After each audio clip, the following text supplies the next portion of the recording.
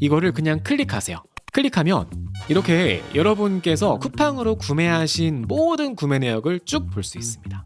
깔끔하죠? 총소득 3,636만 원.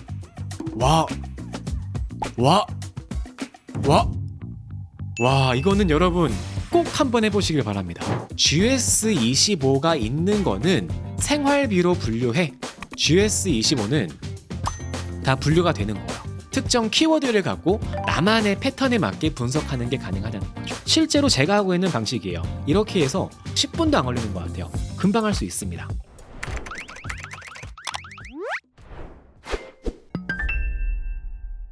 매일 쓰는 가계부가 아니라 똑똑하게 가계부를 관리하고 복귀하는 방법을 여러분께 소개해 드리려고 합니다. 오늘은 AI도 활용해 볼 건데요. 엑셀로는 자동화를 해서 유의미한 데이터를 수치화해서 분석할 때 사용을 하고, AI는 그 안에서 내가 찾지 못한 인사이트를 분석하고 시각화할 때 쓰는 그 프로세스를 준비했습니다. 첫 번째, 자, 우리가 가계부라는 게 관리하려면은 데이터 소스가 필요하잖아요. 쿠팡이나 네이버를 쓰시는 분은 공감하실 텐데, 통장 내역을 받으면 쿠팡이나 네이버는 뭐라고 찍혀져? 그냥 주 쿠팡 이렇게 찍히다 보니까 내가 이제 여기에서 뭘 샀는지를 보려면은 또 한 번 가서 분석을 해야 돼요. 그렇죠? 이런 번거로움이 있습니다. 그래서 요즘 가계부 정리하시는 분들은 많이 공감하시겠지만, 이 통장 내역만 가지고는 자세하게 분석하는 게 어려울 수 있어요. 그래서 이 쿠팡과 네이버 구매 내역까지 좀 쉽게 분석하는 방법도 오늘 같이 소개해 드리고자 합니다.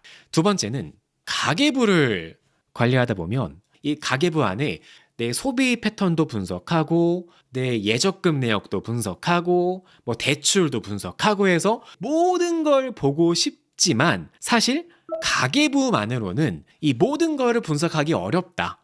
이거를 꼭 알고 계셔야 됩니다. 이게 왜 중요하냐면, 우리가 받은 통장 내역이나 카드 사용 내역은 입금 내역과 출금 내역밖에 안 찍혀요.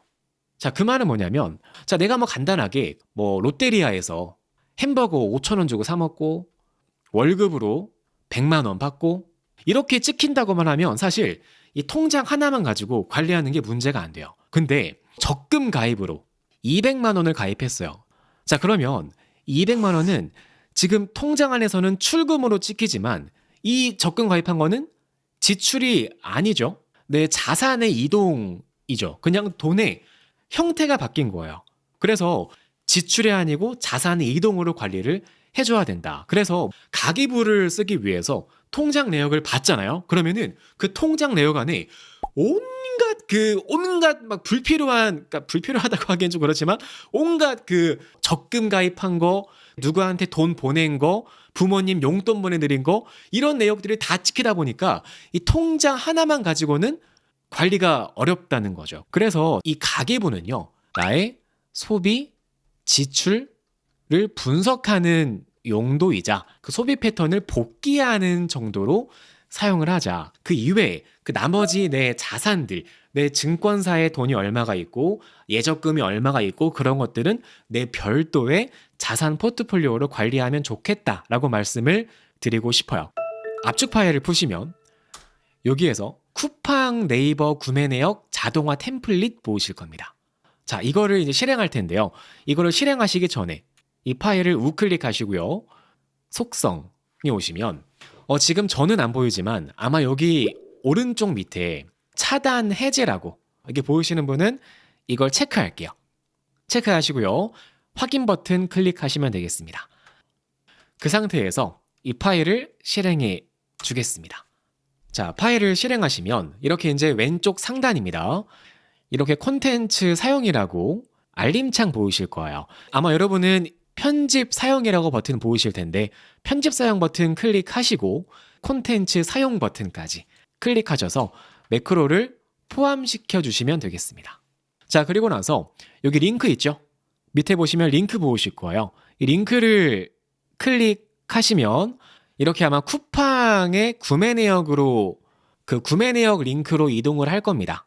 로그인이 안 되신 분은 로그인을 해주세요. 이제 키보드에서 F12키를 누릅니다. F12키를 누르시면 이렇게 개발자 도구가 보이실 거예요. 여기 목록 보시면 중간에 네트워크 아이콘, 와이파이 모양 아이콘 보이실 거예요. 이 와이파이 모양 아이콘을 클릭하면 되겠습니다. 자, 그리고 나서 방금 우리가 실행했던 구매 내역 링크 있죠? 이 주문 내역 링크를 다시 실행할게요. 여기를 다시 실행하시거나 또는 F5키예요. F5키를 눌러서 새로 고침을 해주겠습니다. 자, 그러면 오른쪽에 있는 개발자 도구가 새로 고침이 쭉 되면서 여기 첫 번째 리스트라고 보이실까요? 리스트를 딱 클릭할게요. 리스트를 클릭하시면 여기 목록이 쭉 나오는데요. 여기에서 좀만 내려와 볼게요. 좀만 내려오시면 이 중간에 쿠키가 있습니다. 그렇죠? 쿠키를 복사할게요. 이거를 쭉 복사해서 여기에다가 넣어줍니다. 자, 그러면은 다 끝났어요. 그리고 나서 쿠팡 구매 내역 조회 버튼 있죠? 이거를 그냥 클릭하세요. 클릭하면 어때요? 이렇게 여러분께서 쿠팡으로 구매하신 모든 구매 내역을 쭉 볼 수 있습니다. 엄청나죠? 1년치만 쭉 불러왔다 그러면은 종료 하시면은 이렇게 이제 1년치를 쭉 불러온 게 되겠죠. 그 다음 똑같아요. 네이버도 똑같습니다. 네이버도 여기 오신 다음에 개발자 도구에 오셔서 네트워크 탭 오시고 새로 고침을 한 다음에 여기 있는 쿠키 이것만 복사하는 거예요. 이거를 복사해서 여기에 넣어주고 불러와 주는 거예요. 그러면 네이버 구매 내역도 이렇게 쭉 불러옵니다. 그러면 어때요? 내가 1년간 쿠팡과 네이버에서 구매한 물건들을 쭉 볼 수 있겠죠. 그렇죠? 그럼 이거를 가지고 돈 많이 쓴 걸 봤더니 내가 여기 지금 삼성에서 램 사느라 이거를 돈을 컴퓨터를 이만큼 썼구나. 비싸게 쓴 거를 좀 필터를 걸어서 내가 내년에는 이런 거를 줄여야겠다. 이런 거를 좀 알 수 있는 거죠. 그 다음은 예제 파일 중에 카카오뱅크 통장 내역 파일을 실행해 볼게요. 자, 우리가 은행에서 통장 내역을 받으면 가장 먼저 내가 난관에 부딪히는 것 중에 하나가 뭐냐 하면 바로 이 데이터 형식이 은행마다 다 달라요. 그렇다 보니까 이거를 취합해서 정리하는 게 어렵고, 그리고 둘째, 이런 식으로 카카오뱅크의 거래 일시를 봤을 때 이 거래 일시가 지금 우리가 보기에는 이 값이 날짜처럼 보이지만 사실 여기 있는 거래 일시는 날짜나 시간이 아닙니다. 아니에요. 어떻게 알 수 있냐면 이 데이터를 쭉 잡아주시고 단축키죠. 컨트롤 쉬프트 L을 동시에 눌러서 필터를 걸어볼게요. 자, 필터를 건 다음에 이 필터를 여시면 이 필터에 보이는 이 값들이 어때요? 이게 그냥 텍스트로만 나오죠. 여기 있는 값들은 그냥 텍스트예요. 문자 값이에요. 그 말은 여기 있는 거래일시가 이게 날짜, 시간이 아니라 그냥 문자예요. 그렇다 보니까 우리가 통장 내역을 관리하려면 여기 있는 거래일시를 올바른 날짜 형태로 관리해야 하는데 여기에서부터 막힌다라는 거죠. 그래서 이거 어떻게 관리하는지 쉬운 방법 알려드릴게요. 가장 먼저 엑셀은요, 잘 아시겠지만 날짜 이퀄 숫자로 관리가 돼요. 1900년 1월 1일을 1로 시작해서 하루가 지날 때마다 1씩 증가하는 숫자로 날짜를 관리해요. 자, 그 말은 볼게요. 제가 만약에 2025년 12월 20일을 넣었어요. 그러면 이게 지금은 날짜로 입력됐죠. 그렇죠? 근데 이 날짜를 홈탭에서 이 보기 형식을 날짜가 아니고요, 일반으로 바꿔 보는 거예요. 그럼 어때요? 지금 이게 46011이다. 그 말은 뭐예요?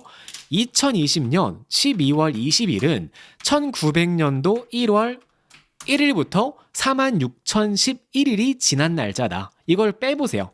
빼면 이거 왜 안 나오지? 잠깐만요. 2025년이죠. 2025 12월 20일. 네, 그쵸? 이렇게 딱 맞죠? 그럼 그 말은 뭐예요? 하루가 1이에요. 그 말은 12시간은 0.59, 6시간은 0.25다. 이런 식으로 하루는 1이고 각 시간은 소수점으로 관리가 된다. 이게 첫 번째예요.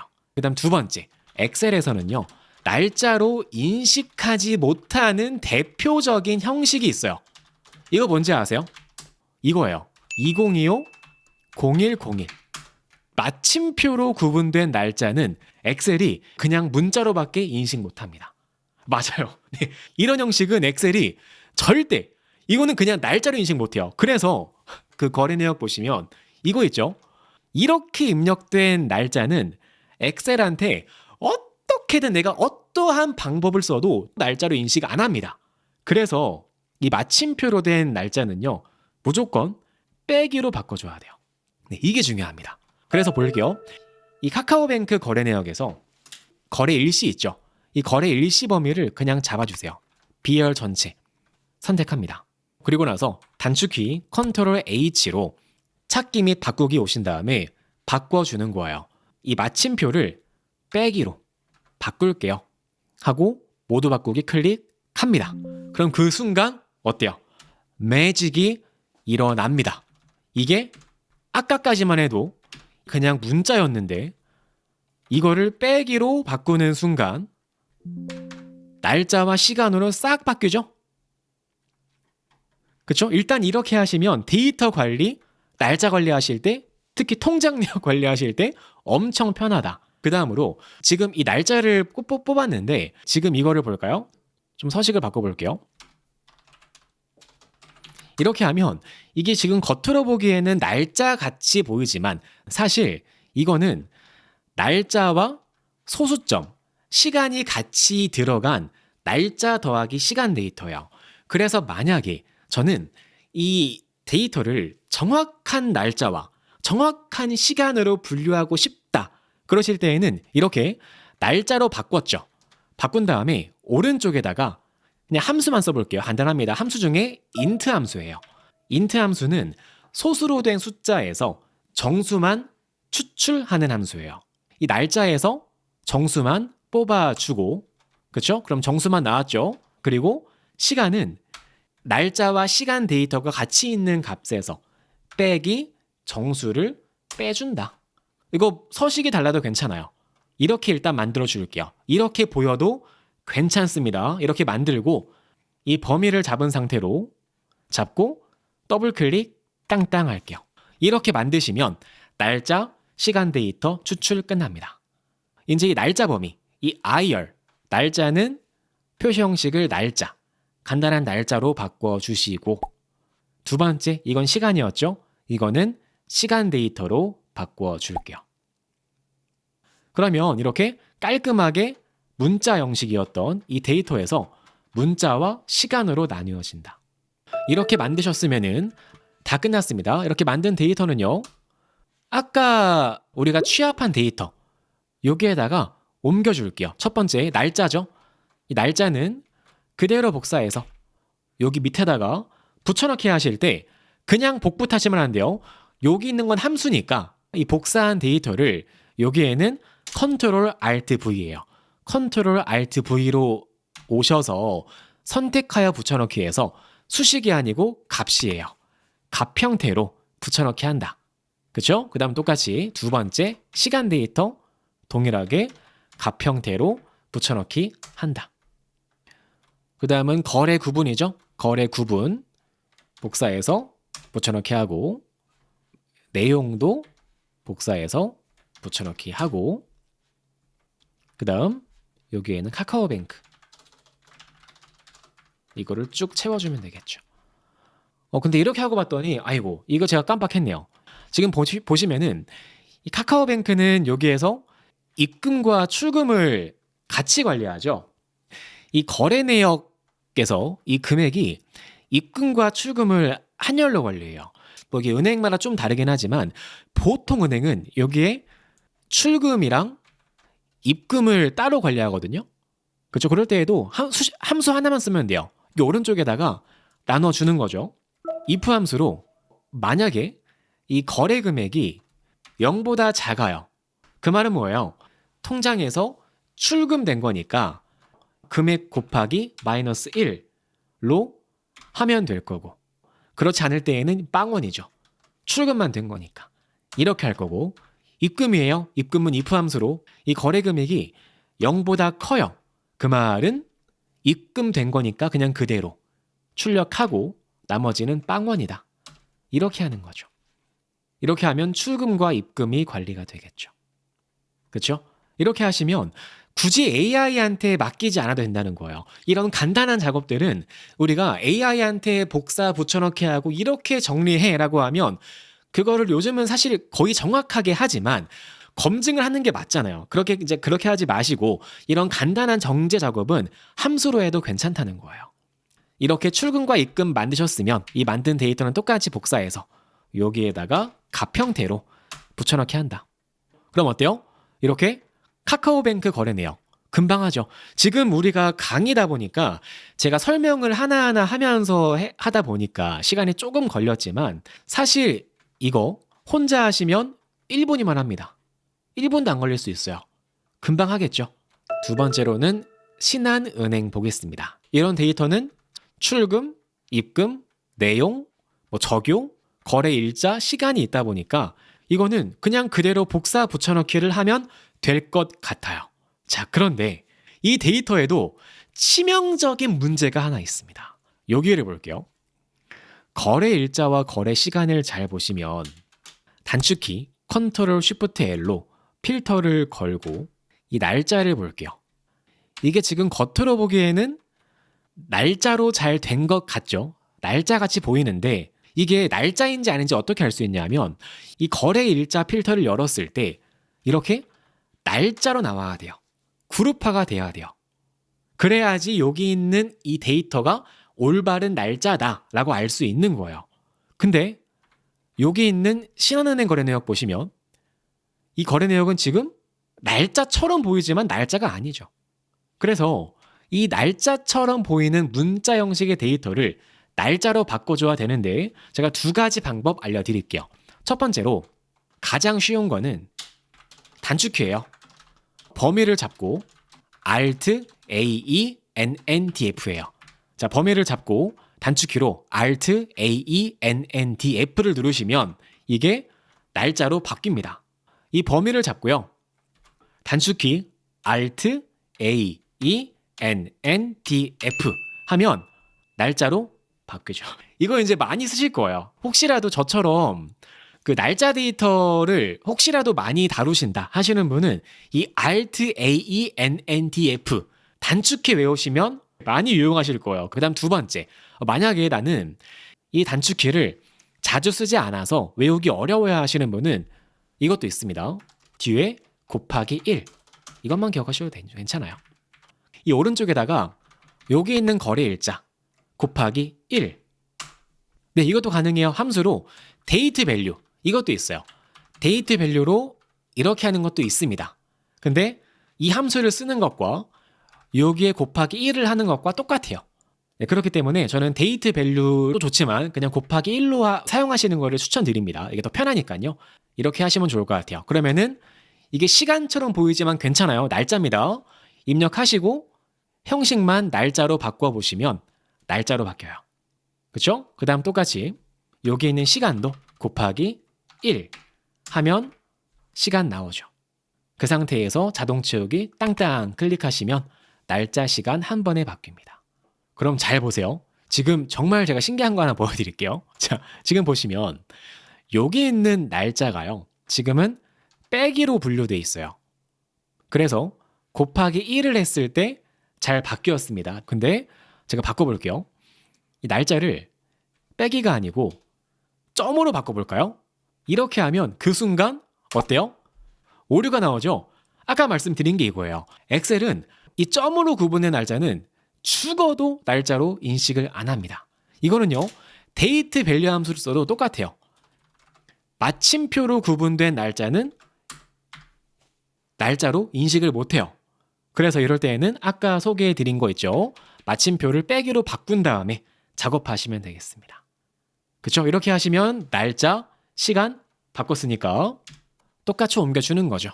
여기 밑에다가 복사해서 여기 있는 날짜, 시간 여기 밑에 값 형식으로 붙여넣기 하고 그 다음 적유부터 출금, 내용까지 이거죠. 이거는 한 번에 여기에다가 가평식으로 붙여넣기 하고, 이거는 신한은행이다. 이렇게 하는 거죠. 입력하시면 어때요? 1년치 데이터가 정리가 끝납니다. 자, 이제 통장 내역을 취합했으니까 이거를 가지고 한번 이 소분류를 나눠볼게요. 이 분류하는 작업 정말 쉬운 방법 알려드리겠습니다. 자, 가장 먼저 여기를 볼게요. 저는 이 쓴 것 중에서 가장 많이 쓴 게 궁금해서 이 출금 있죠. 이 출금 금액을 정렬하는데 내림차순으로 정렬해 볼게요.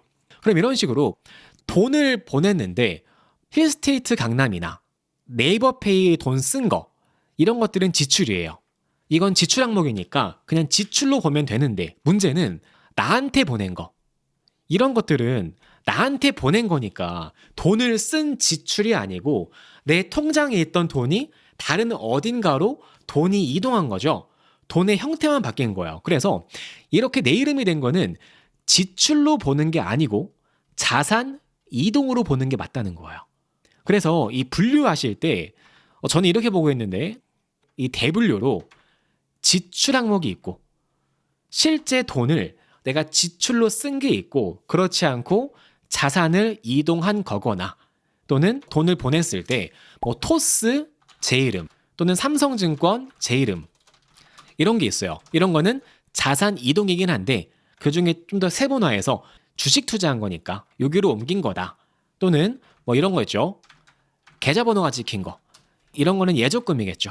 이런 식으로 분류한다는 겁니다. 그래서 지출 항목, 자산 이동 항목, 투자한 거, 청약, 연금, 보험, 소득, 세금으로 나눠주는 게 중요해요. 나머지 여기 있는 소분류 있죠.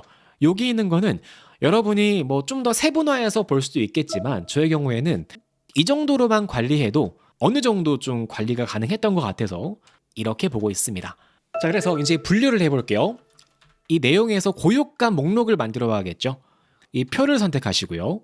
선택하시고 나서 위에 메뉴에서 삽입 클릭할게요. 삽입 클릭하신 다음에 피벗 테이블 클릭하고 이 피벗 테이블을 추가할 위치로 밑에 있는 기존 워크시트로 올게요. 기존 워크시트에서 이 오른쪽에다가 피벗 테이블을 만들어 주겠습니다. 자, 그리고 나서 이 피벗 테이블을 만드는데 여기에는 내용을 행으로, 여기 보여드릴게요. 자, 피벗 테이블을 만드시고 내용을 행으로 가져옵니다. 그러면 이 내용의 고유값이 만들어지죠. 그리고 나서 다시 한 번 더 이 내용을 값으로 옮겨줄게요.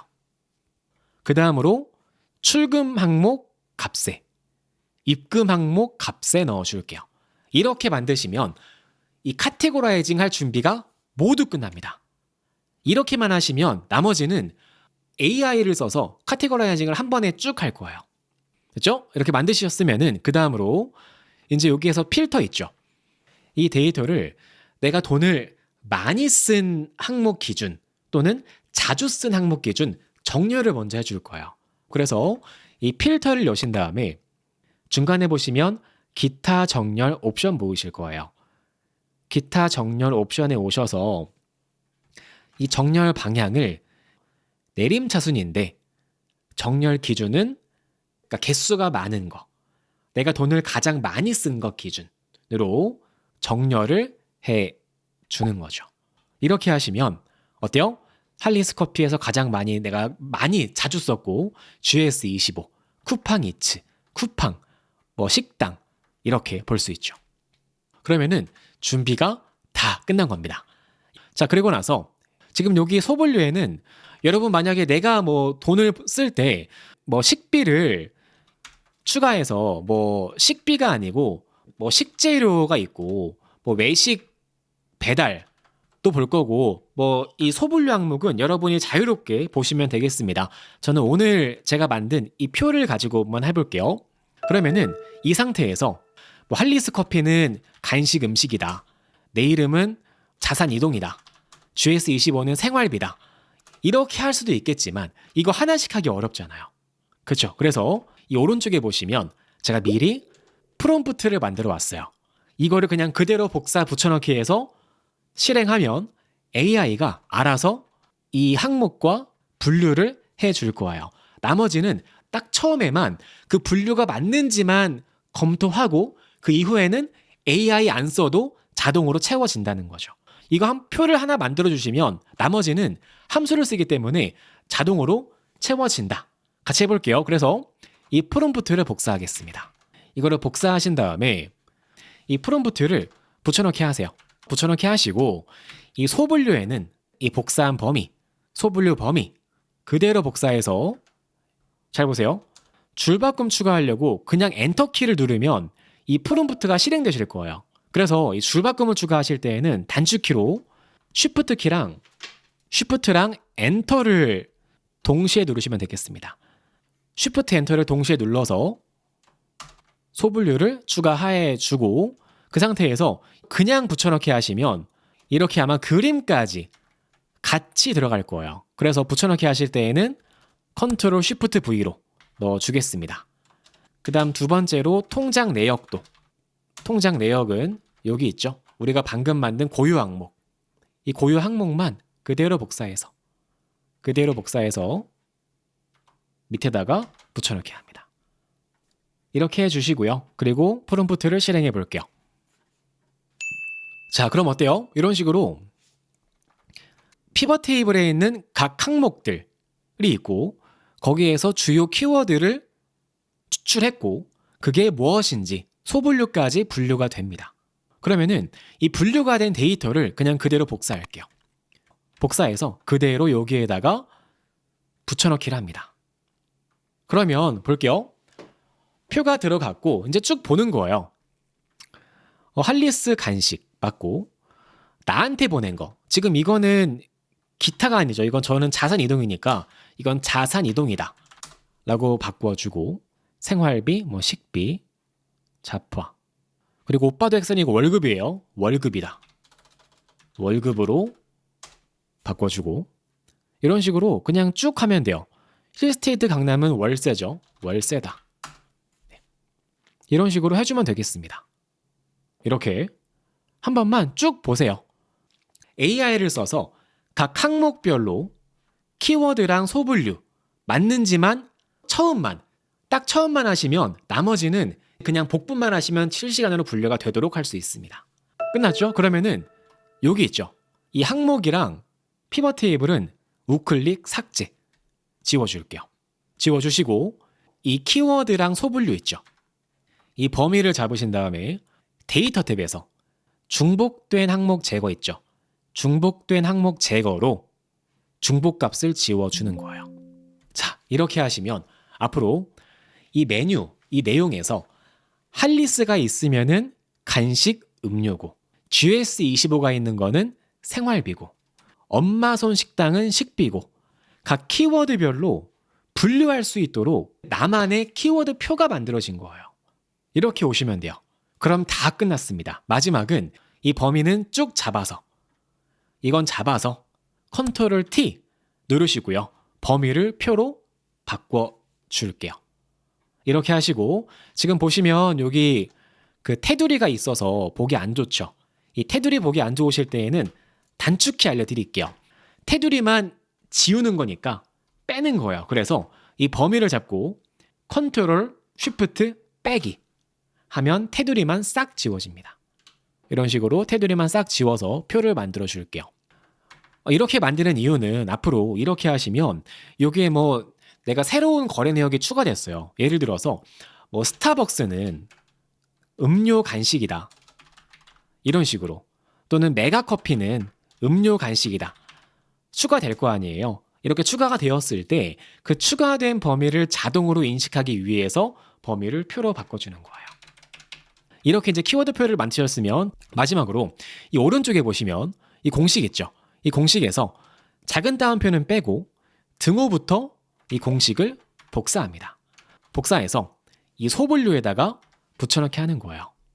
붙여넣기 하시고 이 소분류 범위 잡아주시고 두 번째 키워드 범위 선택해서 넣어주시고 그 다음 내역 선택해서 넣어주는 거죠. 선택하고 그냥 실행하세요. 실행하면 끝나요. 이제 그렇죠? 분류가 쭉 됩니다. 그렇죠? 쭉 되죠? 엄청나죠? 이게 놀라운 점은 잘 보세요. 지금 이게 우리가 1년치, 그러니까 2년치를 본 거거든요. 근데 만약에 내가 뭐 3개월치를 또 추가했어요. 그러면은 보세요. 여기에다가 제가 뭐 새로운 걸 추가해 볼게요. 할리스 커피 하면 간식 음료, 뭐 GS25 여의도점, 뭐 CU 뭐 제주도점 이렇게 하시면 이거는 우리가 표를 만들 때 이 키워드 기준 분류하도록 만들었죠. 그렇기 때문에 내가 뭐 GS25는 집 근처에만 가는 게 아니고 다른 데에도 갈 거 아니에요. 그럴 때 이 키워드 기준 분류하기 때문에 이런 식의 이제 카테고라이징이 가능하다는 거죠. 그렇죠? 이렇게 하시면 돼요. 그러니까 우리가 방금 전에 AI를 써서 이걸 나눈 거는 우리 처음 하는 거잖아요. 처음 하실 때 이거 데이터 복사 붙여넣기 해서 하나씩 언제 정리해요? 어렵잖아요. 그러니까 처음에만 AI의 도움을 받아서 나만의 키워드표를 만들고 그 이후 나머지는 편리하죠? 3개월마다 복사 붙여넣기 해서 안 되는 게 있어요. 그러면은 그 밑에다가 안 되는 것만 키워드표에 추가하면 된다는 거예요. 실제로 제가 하고 있는 방식이에요. 실제로 저는요, 이렇게 해서 작업 시간이 뭐 10분도 안 걸리는 것 같아요. 금방 할 수 있습니다. 이렇게 해서 표 만드시면 될 것 같아요. 그 다음 대분류는 여기는 대분류는 VLOOKUP이죠. VLOOKUP으로 이 소분류를 검색할 건데 검색하는데 검색 범위는 여기죠. 이 표 범위에서 두 번째 있는 거를 정확히 일치로 불러온다 라고 하면 자산이동, 지출, 소득 쭉쭉 검색되겠죠. 연금, 보험까지. 그럼 이제 이 분석한 표를 가지고 어떻게 보고서를 만드는지 빠르게 소개해 드리겠습니다. 이 표를 클릭할게요. 삽입해서 피벗 테이블을 만듭니다.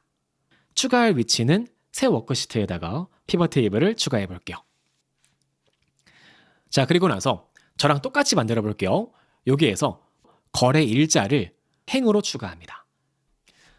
자, 그러면은 지금 피벗 테이블은 제가 방금 추가한 이 거래 일자가 날짜잖아요. 날짜니까 얘가 알아서 인식을 한 거예요. 아, 이거 날짜니까 이거를 연도와 분기와 월로 그룹핑을 해야겠다라고 자동으로 인식해서 그룹핑을 한 거예요. 그런데 사실 우리가 실무에서 이 분기를 보는 경우는 많지 않죠. 그리고 지금 우리가 보는 거는 개월까지만 볼 거기 때문에 이 그룹핑할 기준을 바꿔줄 겁니다. 그래서 이 날짜를 우클릭할게요. 날짜를 우클릭하시고요. 중간에 보시면 그룹이 있습니다. 이 그룹이 오셔서 바꿔주는 거예요. 전 여기에서 분기는 빼고 월과 연만 볼게요. 선택하시고요. 확인 버튼 클릭하시면 이렇게 연도와 월로만 그룹핑이 돼요. 그리고 지금부터가 중요해요. 지금부터가 핵심인데 우리가 이제 보통 가계부뿐만 아니라 어떤 재무제표나 또는 손익분석표나 이런 그 재무 관련된 보고서를 만들 때 일반적으로는 여기에다가 입금이랑 출금을 따로 나눠서 볼 때가 많아요. 그런데 중요합니다. 우리가 지금 보는 가계부는 입금과 출금으로 굳이 나눌 필요 없이 입금 이퀄 돈 들어온 거는 소득이고 그 다음 출금 이퀄 뭐예요? 지출이죠. 그래서 이거를 간소화할 겁니다. 입출금을 같이 볼 거예요. 이게 핵심이에요. 내 개인 가계부 관리하실 때 제가 오랫동안 관리해온 정말 꿀팁이에요. 정말 유용한 팁인데 이거를 굳이 입금이랑 출금으로 볼 필요가 없더라고요. 제가 해보니까 이거를 같이 보는 게 오히려 편리합니다. 그래서 어떻게 하냐면 피벗 테이블을 클릭할게요. 클릭하신 다음에 위에 보시면 피벗 테이블 분석 보이실 겁니다. 여기 클릭하시고요. 오른쪽에 보시면 필드 항목 및 집합이 있습니다. 여기에서 계산 필드를 추가하는 거예요. 계산 필드를 만드는데 이름은 입출금이에요. 이거는 수식으로 입금 더블 클릭 빼기 출금이다. 이렇게 보는 거예요. 그리고 추가 버튼 클릭하시고요. 추가하시고 확인 버튼 클릭하시면 이렇게 입출금이 딱 나옵니다. 그럼 보세요. 딱 봤더니 1월 달에는 들어온 게 얼마, 나간 게 얼마에 합친 게 이만큼이다. 2월 달에는 들어온 게 얼마, 나간 게 얼마에 삽친 게 이만큼이다 라고 정리가 되는 거예요. 그 말은 자 중요합니다. 잘 보세요.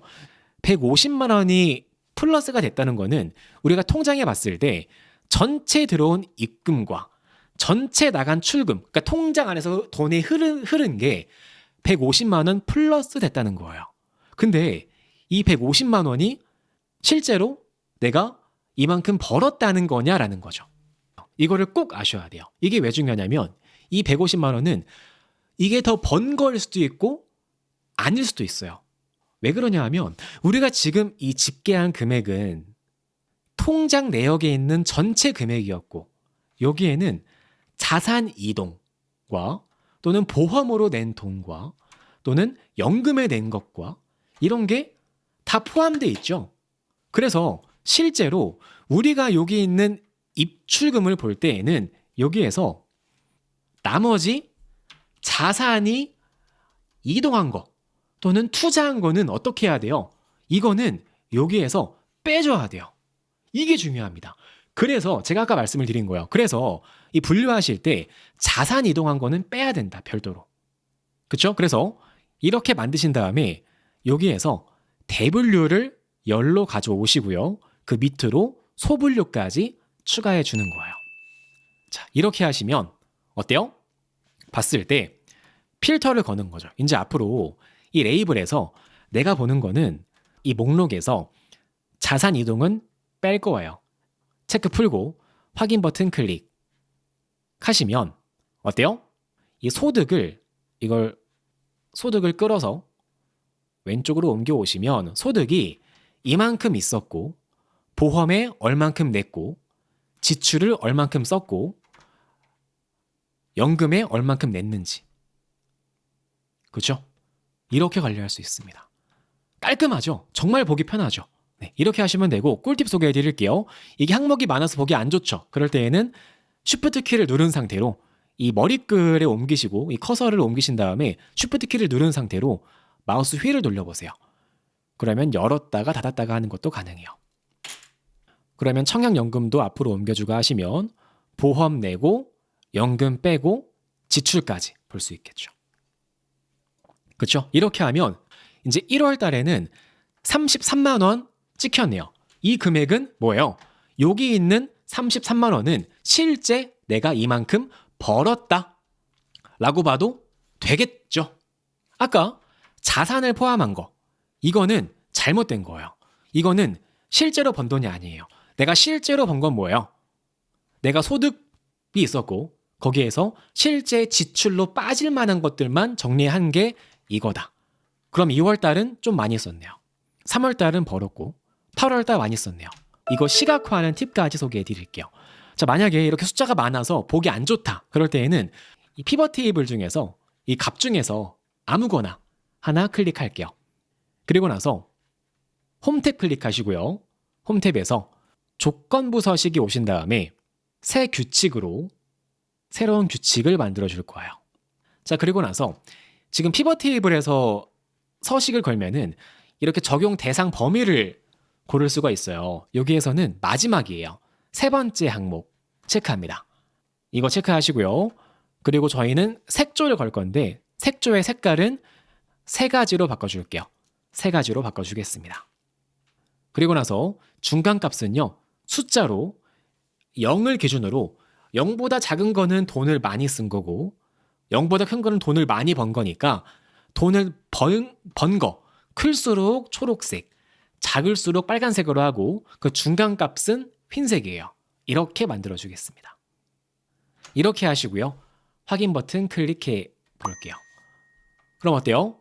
이렇게 돈을 많이 쓴 거일수록 빨간색, 초록색 분류가 쭉 되죠. 그럼 봤더니 내가 8월 달에 60만 원을 더 썼는데 왜 그런가 하고 봤더니 요거를 좀 기타를 많이 썼네.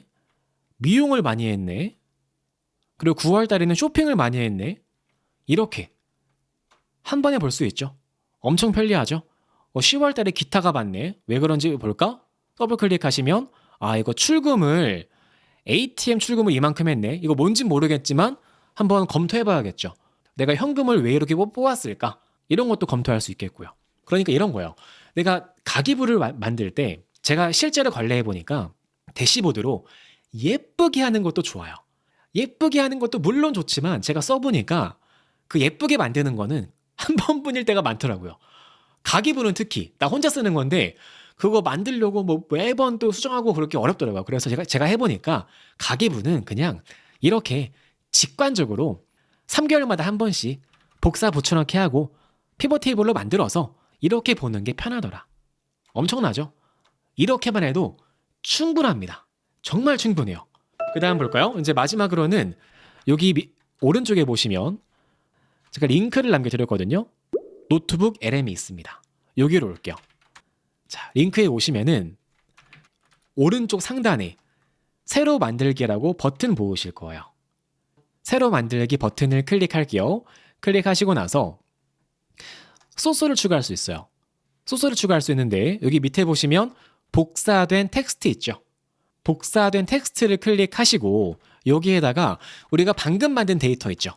이걸 그냥 그대로 복사해서 여기에 넣어주세요. 넣고 그냥 삽입합니다. 피벗 테이블까지 이렇게 넣어보자. 자, 이렇게 소스를 추가해 볼게요. 이렇게 하신 다음에 오른쪽에 보시면 버튼이 많이 있죠. 여기에서 저는 그냥 슬라이드 자료 클릭하고요. 그리고 보고서도 클릭해 볼게요. 보고서를 클릭하면 이렇게 나옵니다. 어떤 보고서를 만들지 추천 보고서를 띄워주거든요.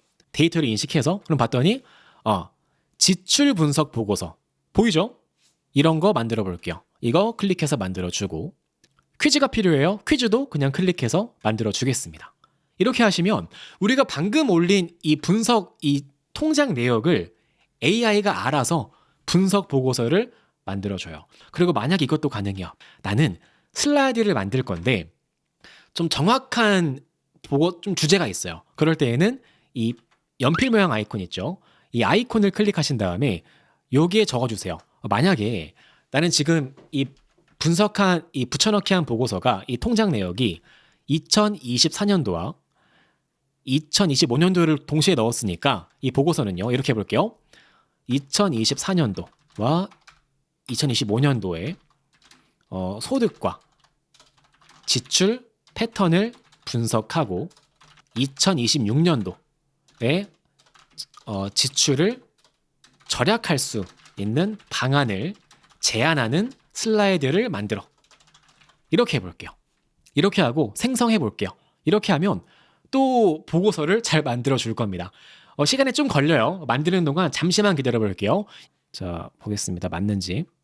월세, 식비, 쇼핑 잡화. 구독이 많이 증가했다. 그렇네요. 구독이 좀 많이 증가했네요. 이런 거. 굉장히 잘하죠. 슬라이드 볼까요? 슬라이드까지. 보면은, 야, 깔끔하죠? 2026 재무목표 달성 전략. 봤더니, 잘합니다. 핵심 과제, 네, 쇼핑 항목, 네, 이렇게. 순저축액이 각각 증가했나요? 볼까요? 총소득 3,636만원. 2024. 맞네요? 맞고, 2025 5,173만원. 오, 잘하는데 이렇게 했더니 잘하네요. 와, 잘합니다. 월세 40% 맞나요? 비중으로 볼까요? 봅시다. 맞는지. 오, 맞네요. 43%. 와.